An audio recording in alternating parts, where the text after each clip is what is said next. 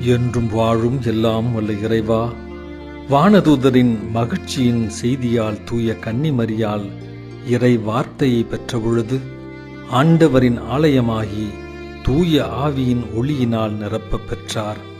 அவருடைய தூய எடுத்துக்காட்டான வாழ்வினால் நாங்களும் எமது வீட்டாரும் தாட்சியோடும் மனம் தளராமலும் உமது சித்தத்தை நிறைவேற்றிட வரம் தாரும். ஆமேன்.